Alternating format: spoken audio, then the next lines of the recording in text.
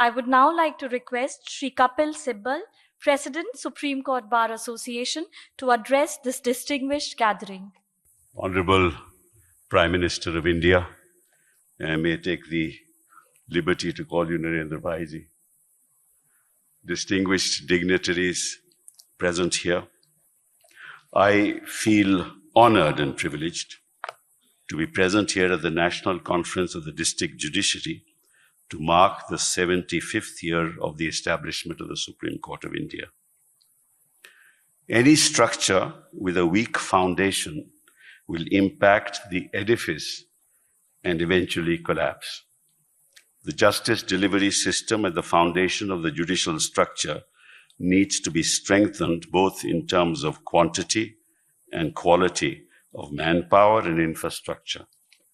Our trial court and district and session courts need to be empowered to deliver justice without fear and favor, unless people at the bottom of the pyramid have the ability to withstand the pressure the superstructure of the polity will not be able to deliver.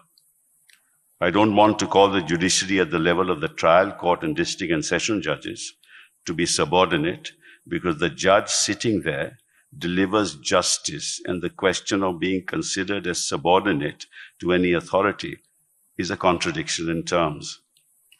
The judiciary at that level should be instilled with the confidence that their judicial pronouncements shall never be held against them, and that they represent the spinal cord of the justice delivery system.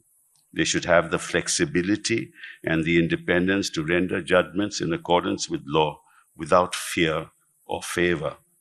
The effectiveness, fairness, and integrity of the courts impacts the perception of the public on the credibility of the entire judicial system. The fact that the trial court and district and session courts are loath to grant bail in matters of some significance itself is symptomatic of the malaise that has set in.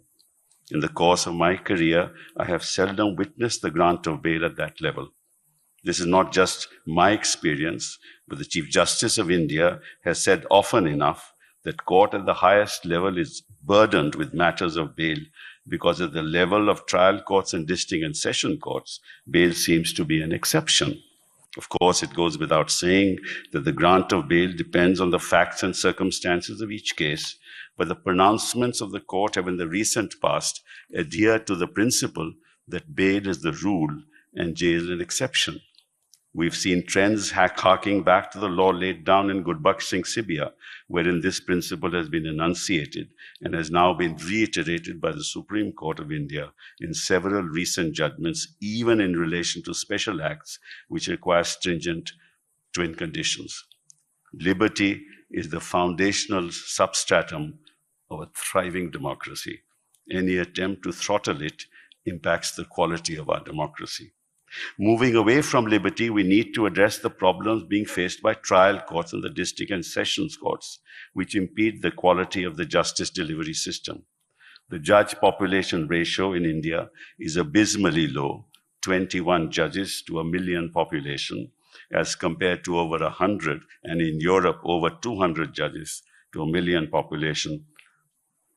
Therefore, the roster at the level of the trial and district and session courts is overburdened on a daily basis, which impacts not just the justice delivery system, but lives of millions who are waiting for justice to be delivered.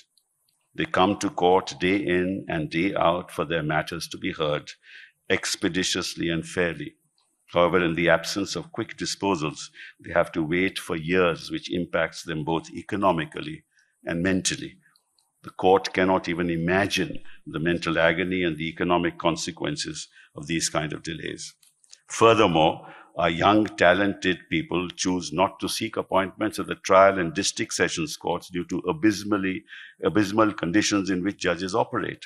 Despite this, many of the judges, through sheer hard work and commitment to the cause, are doing yeoman service to the nation, even though they are handicapped by lack of proper courtrooms and office facilities, supporting staff, including stenographers, library facilities at home, appropriate residential accommodation, and necessary transportation facilities. Needless to mention the meager salary that those serving the cause of the nation draw to discharge their duties. Unless we are able to improve their conditions of work, both in terms of salary and infrastructure, the quantity and quality of the justice delivery system will suffer. Some of the problems that need to be addressed are the following, and I will not elaborate on them. Pension. Despite the fact that the Supreme Court had accepted recommendations of the Shetty Commission and subsequently the Padmanabhan Committee, the NPS was made applicable to judges of district courts from 2005 without even consulting the high courts. The major disadvantage of NPS that the monthly annuity provided to judicial officers after retirement is much less than the pension that a judicial officer having the same length of service and having retired from the same rank receives. Under the NPS, the retired judge gets a monthly annuity, in some cases to as low as 13,965, as against 1,63,000 under the old pension scheme. Promotions. The promotional avenues are limited for judges who join as civil judges in the district judiciary. Some judges join as civil judge and retire as civil judge. While the Shetty Commission had highlighted the problem and suggested a weighted system, but it was rejected by the Supreme Court on ground that the introduction of a roster system would resolve the issue. It hasn't done so. Gender sensitization. Nationally, the share of women in the district judiciary has crossed 33%. However, a conducive work environment to welcome women judges is missing due to a lack of residential accommodations, separate washrooms in courtroom premises, creches, and security. Technology. Most of the judges of the district judiciary are not well equipped with technology for the purposes of research, conducting trials. While the libraries is diminishing from residential offices, judges are not properly trained to avail e-library and e-journal facilities, and in some cases, they're not even available. Incentives to join judicial services. Young and bright students from national law schools seldom join judicial services, and they do not see promotional avenues and lucrative monetary benefits. I urge everyone on the dais to urgently address the persistent issues being faced by judges of the trial and district and session courts, who are the backbone of our judicial system. It is time for us to make our justice delivery system more efficient, stronger, and viable.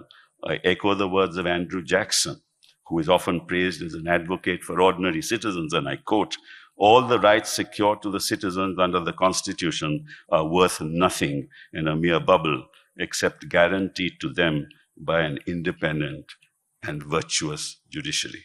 Thank you very much.